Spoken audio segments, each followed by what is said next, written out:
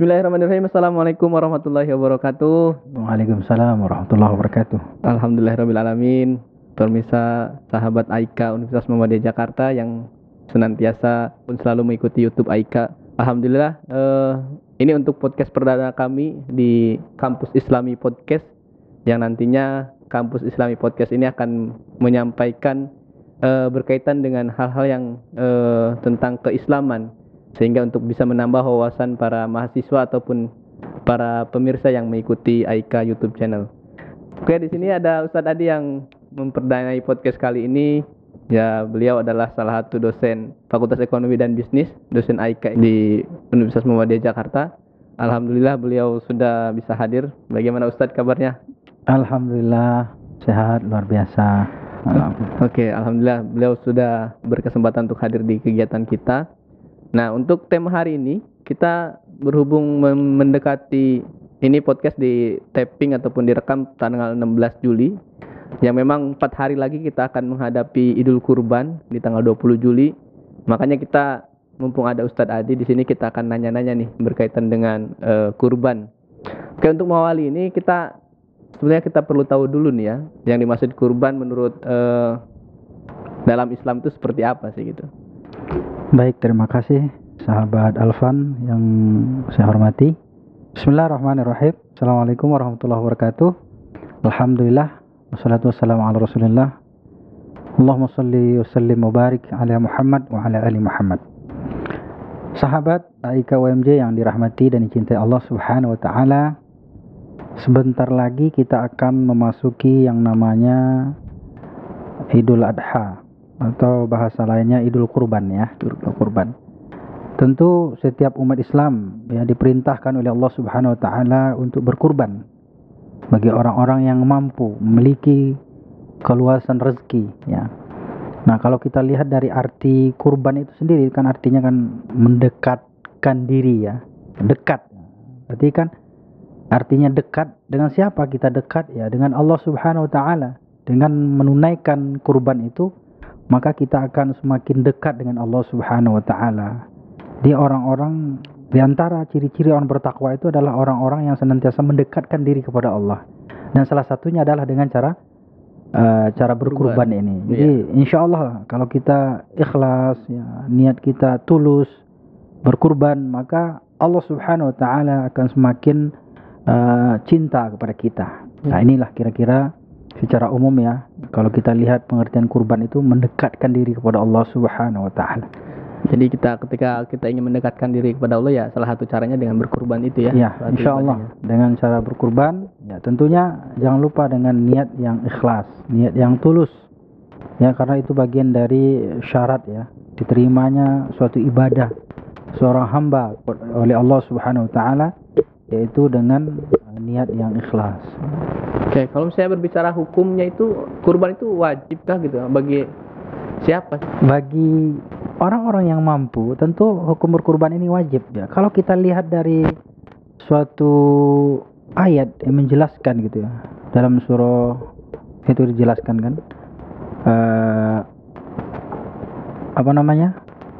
dalam surah At-Takasur itu kan juga dikatakan ya bahwa kita ini diberikan rezeki yang banyak oleh Allah Subhanahu wa ta'ala. Alhaakumut takasur hatta zurtumul maqabir. Ya. Allah menganugerahkan rezeki kepada kita, jangan sampai kita lalai dengan harta tersebut. Jangan sampai kita lalai dengan rezeki tersebut. Ya, banyak orang yang lalai sehingga mereka itu lupa untuk menunaikan perintah-perintah Allah Subhanahu wa ta'ala. Dan ketika mereka dalam kubur, maka mereka di sanalah merasa bahwa harta yang mereka miliki selama ini tidak bermanfaat. Dan kemudian adalah kita juga diperintahkan untuk menyembelih hewan kurban. Bagi siapa? Bagi orang-orang yang memiliki keluasan rezeki tadi gitu ya.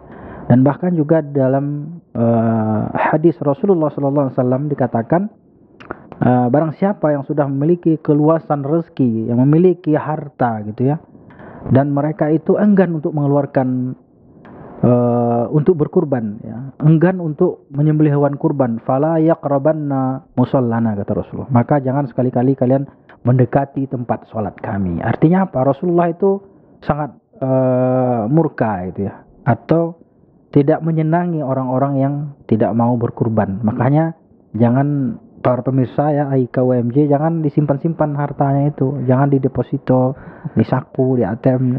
Iya, keluarkan, apalagi di zaman-zaman pandemi seperti ini. Jadi Oke. pada dasarnya hukum itu tidak wajib ya, tapi Allah tidak menyukai orang-orang yang tidak mau berkurban ketika dia mampu, betul ya? Iya, jadi pada dasarnya kalau kita lihat ya secara umum kan, ya memang hukum berkurban itu kan ya diperintahkan kepada orang yang mampu gitu ya. Siapa saja, tapi belum tentu orang kaya belum tentu bisa mampu berkurban.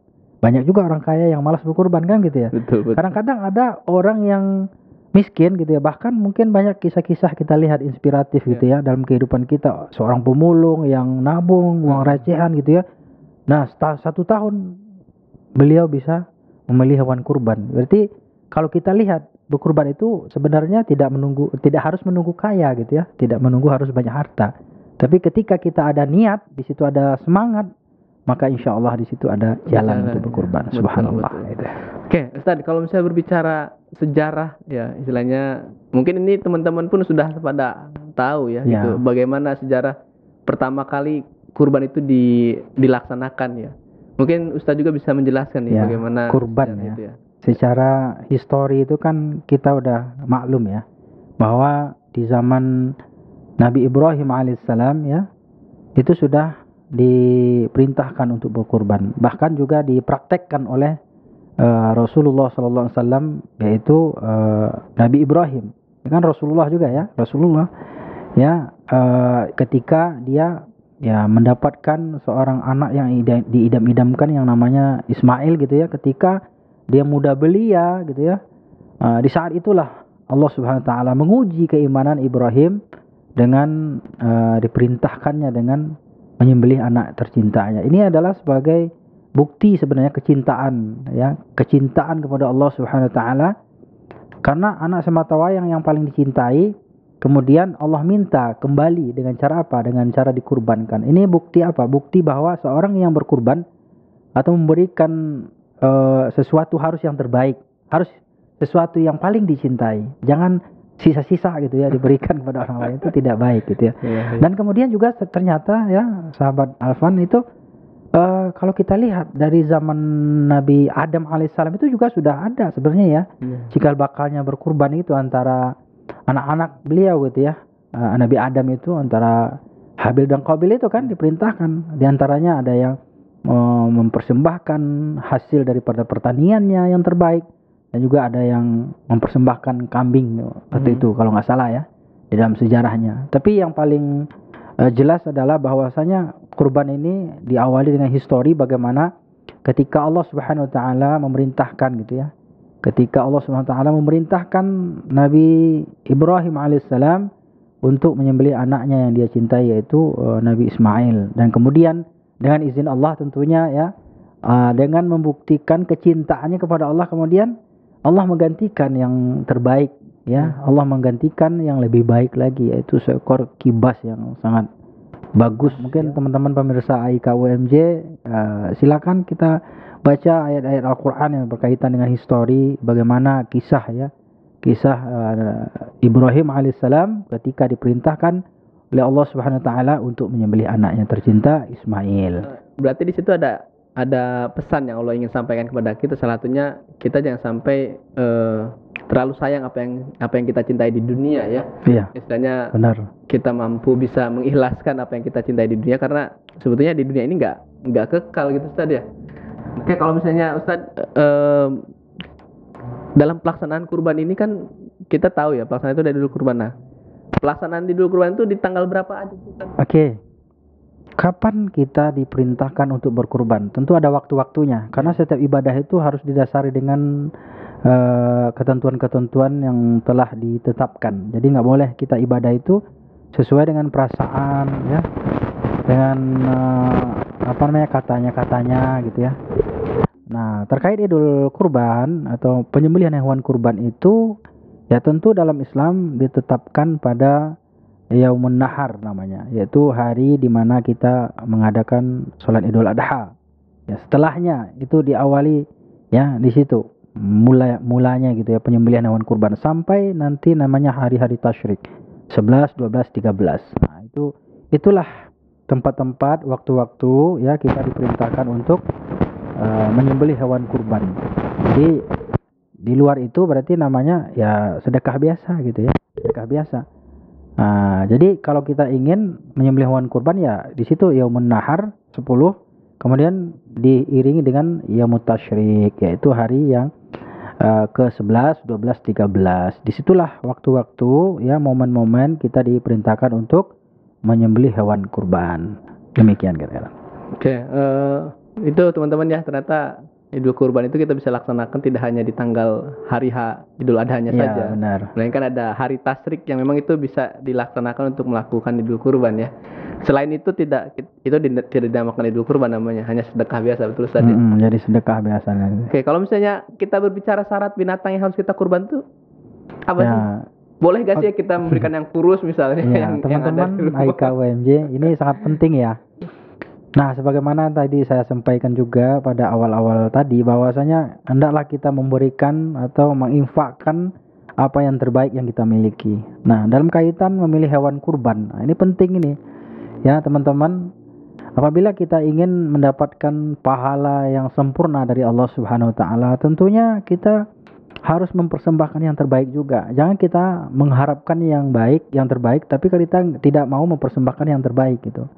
Jadi oleh karena itu dalam memilih hewan kurban ini harus kita perhatikan, hewannya juga tidak boleh kurus ya kan, nanti tulang doang, jadi buat ngesop aja nanti bisa susah kan. Kemudian nggak boleh kurus, nggak boleh penyakitan, nggak boleh cacat dan lain-lainnya, banyak hal sebenarnya. Bahkan bulunya juga nggak boleh tuh ya, kotor atau apa, harus dibersihkan betul-betul, harus rapi lah gitu, karena ini persembahan kita kepada Allah Subhanahu wa taala. Ya, jadi oleh karena itu bagi teman-teman yang memilih hewan kurban, carilah yang betul-betul hewan-hewan yang jelas ya, tempat apa namanya istilahnya itu ya, peternakannya ini harus penting juga. Jangan nanti hewannya penyakitan ya kan, apalagi zaman corona ini kan. Jangan-jangan nanti juga ada kambing yang kena corona gitu ya, ya kan, batuk-batuk gitu ya. Atau pilek-pilek, muntah-muntah, kan nggak tahu kita gitu ya. Kan penyakit binatang juga macam-macam ya. Jadi oleh karena itu para pemirsa AIK UMJ, dalam hal memilih hewan kurban harus kita perhatikan, pilih yang terbaik, pilih yang sehat ya, jangan sampai yang kurus ya kan, yang berpenyakitan, yang batuk-batuk, bahkan tadi itu kukunya aja itu nggak boleh rusak gitu ya. Nah, apalagi yang lain-lainnya gitu. Nah itu kira-kira. Berarti apa yang kita kurbankan itu harus yang sempurna ya? Iya, harus yang sempurna. Oke, kalau misalnya begini Ustaz, mungkin istilahnya kurban pun sama ya, mengikhlaskan apa yang kita punya, dan sedekah pun sama ya, istilahnya. Nah kalau misalnya kita tanya gitu istilahnya, atau kita tanya bagaimana sih lebih utama kurban atau sedekah sebetulnya Ustaz? Oh iya. Kurban, sedekah atau akikah nih? Nah, iya. Ada lagi gitu, tuh akikah. Iya, ada juga orang yang sambil akikah kurban juga, atau betul, kurban sambil akikah gitu. Tidak boleh, dua-duanya kurban sama akikah nggak boleh digabung, karena itu perintah yang berbeda ya, dan waktu-waktunya juga berbeda. Kita kembali lagi masalah kurban dan sedekah. Ya sebenarnya pada prinsipnya kurban kita itu harus disedekahkan gitu ya. Jadi cuman bedanya kalau kurban itu kan di hari-hari yang telah ditetapkan tadi, Yaumun Nahar ya, kemudian Yaumut Tasyrik. Sementara kalau sedekah kapan aja boleh. Silakan kalau misalnya lagi pengen nih kita sedekah ya kan.